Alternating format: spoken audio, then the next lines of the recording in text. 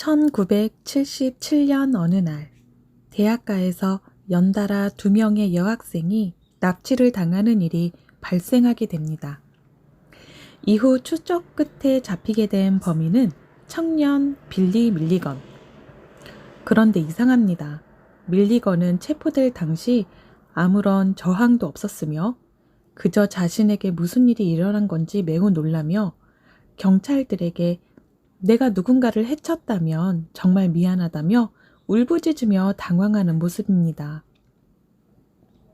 제가 오늘 소개해드릴 책은요. 제목은 빌리 밀리건, 저자는 데니얼 키스, 출판사는 황금부엉이입니다. 무려 24개의 인격을 가진 실존인물 빌리 밀리건에 대한 이야기예요. 근래에는 넷플릭스에 빌리 밀리건의 이름 그대로 제작이 된 다큐가 나왔거든요. 아주 오래전에 있었던 사건이었는데요. 당시 미국에서도 다중인격에 관해 잘 알려지지도 또 임상이 진행되지도 않았을 때였는데 이 빌리 밀리건 청년으로 인해서 다중인격에 관한 연구가 활발히 시작이 되었다고 해요. 24개의 인격을 가진 빌리 밀리건. 재판을 앞두고 수감이 된 밀리건을 향한 눈은 곱지 않았어요. 당연히 그럴 수밖에요. 밀리건은 여학생 2명을 총으로 위협을 한 후 성폭행을 한 범죄자였거든요. 그런 밀리건은 오히려 자신의 범죄 행위에 대해 기억을 하지도 못한 채 매우 겁이 나 있는 아이의 모습을 하거나 갑자기 영국인의 억양으로 절도가 느껴지는 차분한 뇌생남의 모습을 하며 논리적으로 변호사를 대하는 반면 여자아이처럼 부끄러움을 타기도 하며 또 수갑이나 수감복을 자연스럽게 벗어놓고 태연하게 베개를 베고자 하는 모습 등을 보여주고 있거든요. 그런 밀리건을 두고 연기를 매우 잘하는 똑똑하고 혐오스러운 범죄자로 보는 이들 속에서 밀리건을 관찰하며 상담하는 변호사와 상담가들은 이상한 것을 느끼게 됩니다. 밀리건은 연기가 아니라 마치 몸 하나에 여러 사람이 들어있는 것 같았거든요. 그리고 그 인격들이 바뀔 때마다 밀리건은 특징적인 어떤 표정과 함께 전혀 다른 사람이 되고는 했어요. 말도 안 된다며 그 거짓의 실체를 벗겨내리라 했던 이들도 점차 밀리건의 다중인격을 인정하게 되었죠. 다중인격 속에 숨어있던 빌리 밀리건의 유년의 삶입니다. 밀리건의 친아버지가 자살로 생을 마감한 후에 가사가 어렵게 된 밀리건의 어머니 도로시는 한 남자를 만나게 되죠. 바로 의붓아버지 첼머 밀리건입니다. 의붓아버지인 첼머는 사업가이자 넓은 농장을 소유한 부유한 집안의 남자였어요. 아마도 밀리건의 어머니 도로시는 더 이상 힘들게 카페에서 노래를 부르며 아이들을 힘겹게 돌보는 대신 재산이 많은 첼머로 인해 보다 편안한 삶을 살 수 있었을 거라 마음을 놓았을 수 있었을 것 같아요. 그러나 그러한 삶은 오래 지속되지 못합니다. 첼머의 심각한 의처증과 폭력, 그리고 밀리건을 향한 잔혹한 성학대. 어린 밀리건을 향한 폭력은 잔혹함이 정말 상상 그 이상이었어요. 밀리건을 따로 한적한 농장에 데리고 갈 때면 낡은 농기구에 밀리건을 묶어두고 갖은 폭행과 학대를 한 후 네가 만약 엄마나 누구에게 어떤 말을 하게 된다면 나는 이 농장 깊은 곳에 너를 묻어버리고 네가 엄마가 싫어 집을 나가버렸다고 이야기를 할 것이다 하며 협박을 하게 되죠.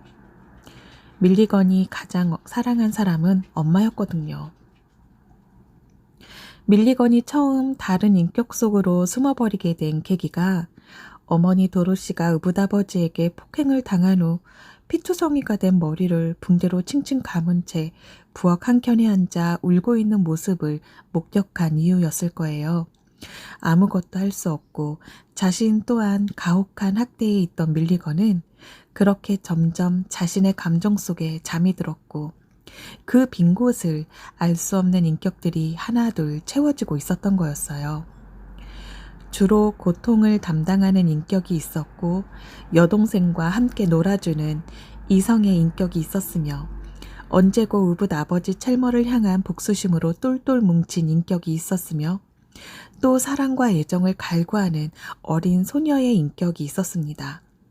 그리고 밀리건 안에 있는 여러 인격들을 조정하는 성인의 인격 또한 있었죠. 향후 이렇게 분리된 밀리건 안에 있는 인격들을 밀리건 자신으로 통합하는 연구가 진행이 되게 됩니다. 이러한 빌리 밀리건 사건으로 인해서 수면 위로 끌어올려진 것들이 있어요. 총 3부로 구성된 이 책은 1부에서는 밀리건이 체포가 된 후 여러 인격들의 출현과 다중인격이라는 진단을 받기까지의 과정이 나와 있고요. 2부는 다중인격이 시작된 어린 시절의 밀리건의 이야기들이 실려 있습니다. 3부는 그러한 광기를 넘어 다시 새로운 삶을 꿈꾸게 된 과정들로 마지막을 장식하고 있는데요. 아마도 책을 읽으면서는 우선 밀리건의 범죄 행위에 대한 가해자를 향한 시선과 또 어린 시절 아동학대 피해로 인한 시선으로 바라볼 수 있는데요. 여기에서 양가 감정을 느낄 수 있을 것 같아요. 책에서는 밀리건의 범죄 행위도 다뤄지지만 다중인격에 초점을 맞추고 있어요. 또 무엇보다 다중인격이 발생하게 된 아동학대에 대하여 이야기를 하고 있습니다. 서문은 이렇게 시작이 돼요.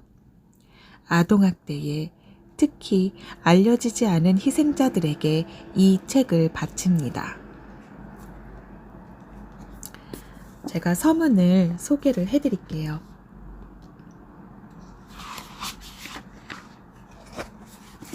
이 책은 윌리엄 스탠리 밀리건의 현재까지의 삶에 대한 사실적 기록이다.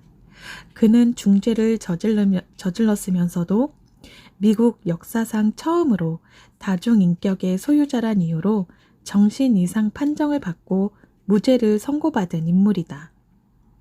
정신병리학 서적이나 대중문학서에 나타난 많은 다중인격자들은 처음부터 가명을 사용해서 그 정체가 알려지지 않았지만 그와 달리 밀리건은 체포되고 기소되던 순간부터 대중적으로 널리 알려지며 논란을 일으켰다. 그의 얼굴이 신문의 일면과 잡지 표지에 등장하기도 했다. 그의 정신을 검진한 결과는 전 세계에서 저녁시간 TV 뉴스나 신문의 머릿기사를 장식했다. 밀리건은 또한 다중인격 환자로서는 처음으로 정신과 의사 4명과 심리학자 1명의 법적 증언으로 다중성이 발견되고 확증되어 병원 내에 입원한 상태에서 24시간 내내 주의 깊게 진찰받은 사람이기도 하다. 내가 이 23살의 청년을 처음 만난 건 그가 법정에서 오하이오주의 에센스 정신건강센터로 이송된 직후였다. 그가 내게 자신의 이야기를 써달라고 부탁했을 때 나는 이미 이야기가 언론에 광범위하게 보도되었으므로 그 이상 더 할 얘기가 있는지 없는지에 달렸다고 답했다. 그는 자신의 내면에 있는 사람들에 대한 더 깊은 비밀은 변호사와 자신을 진찰했던 정신과 의사에게도 드러낸 적이 없다고 단언했다. 이제 그는 세상이 자신의 정신적 질환을 이해해 주기를 원했다. 나는 회의적이었지만 흥미가 생겼다. 그를 만난 지 며칠 후 빌리의 10가지 얼굴이라는 제목을 달고 있는 뉴스위크 기사의 마지막 문단을 읽고 내 호기심은 한층 고조되었다. 그렇지만 아직도 대답할 수 없는 질문들이 있다. 어떻게 밀리건은 타미가 보여준 후디니식의 탈출 기술을 배울 수 있었을까? 성폭행 피해자들과의 대화 중에 밀리건은 자신이 게릴라이며 살인 청부업자라고 주장했는데 그건 어떻게 된 것일까? 의사들은 밀리건에게 아직 가늠하지 못한 인격들이 더 있고 이들 중 몇몇은 아직 발견되지 않은 범죄를 저질렀을지도 모른다고 생각하고 있다. 그의 병실에서 면담 시간 동안 단둘이 이야기를 나눠봤을 때 나는 빌리가 그를 그냥 이렇게 이름으로 부르게 되었다. 나는 빌리가 처음에 만났던 침착한 청년과는 아주 다른 사람임을 발견했다. 그는 주저하면서 말했고 초조한 듯 무릎을 덜덜 떨었다. 기억상실증으로 오랜 시간이 백지가 됐듯 기억력이 아주 나빴다. 고통스러운 기억을 말할 때는 종종 목소리를 떨면서 모호하게 회상하고 있는 과거의 일정 부분을 대충 말할 수 있었으나 자세하게는 설명할 수 없었다. 나는 이전의 경험을 끌어내려 했으나 헛수고로 끝난 후 두 손 들고 그만두려고 했다. 그러던 어느 날 뭔가 깜짝 놀랄 만한 일이 벌어졌다. 빌리 밀리건은 처음으로 완전히 하나로 융합되었고 모든 인격이 다 혼합된 새로운 개인을 드러냈다. 융합된 밀리건은 모든 인격들이 태초에 어떻게 태어났는지를 다 명확하게 기억하고 있었다. 그들의 생각, 행동, 관계, 비극적인 경험과 우스운 모험들까지도. 내가 머릿말에 이 사실을 언급하는 목적은 밀리건의 과거 사건과 개인적인 느낌, 고독한 대화들을 어떻게 기록할 수 있었는지 독자들이 이해해 주기를 바라기 때문이다. 이 책에 들어있는 모든 자료는 이 융합된 밀리건과 그의 다른 인격들, 그리고 밀리건 인생의 여러 다른 단계에서 그와 접점을 가졌던 62명의 사람들에게서 나왔다. 장면과 대화는 밀리건의 회상으로부터 재창조되었다. 진료 시간들은 비디오 테이프에서 직접 가져왔다. 내가 지어낸 부분은 없다. 이 책을 쓰기 시작했을 때 직면한 심각한 문제 중 하나는 연대기를 작성하는 것이었다. 밀리건은 아주 어린 시절부터 종종 시간을 잃어버리면서 살았기 때문에 시계나 달력에 거의 주의를 기울인 적이 없었으며 종종 지나치게 당황해서 몇 달 며칠인지 잘 모르고 있다는 것도 인정하지 못할 정도였다. 나는 그의 어머니와 누이, 고용주들, 변호사와 의사들이 제출한 대금 지불서나 영수증, 보험증서, 학교 성적표, 고용기록표 및 다른 공식 문서를 사용해서 사건들을 연대별로 배열할 수 있었다. 밀리건은 편지의 날짜를 적지 않았지만 그의 이전 여자친구는 그가 감옥에 있었던 2년 동안 보냈던 편지를 다 보관하고 있었고 나는 봉투에 찍힌 소인으로 날짜를 추정할 수 있었다. 이 작업을 하면서 밀리건과 나는 두 가지 근본 규칙에 합의했다. 먼저 인물과 장소, 기관 모두 실명으로 표기하되 개인의 사생활을 보호하기 위해 다음에 세 부류에 속하는 사람들만 가명으로 표기한다. 정신과 치료를 받고 있는 다른 환자들, 미성년자건 성인이건 간에 밀리건과 관련이 있지만 아직 기소되지 않은 범죄자들.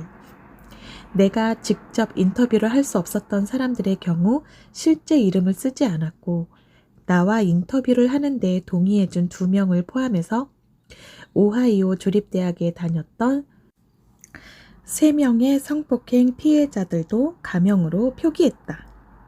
두 번째, 밀리건의 인격들 중 몇몇이 법적으로 기소될 여지가 있는 범죄를 저지른 사실을 고백할 경우에는 밀리건 본인은 연루되어 있지 않다는 확신을 그에게 주기 위해 이 장면들을 극화하는 데 있어 시적 허용을 사용한다.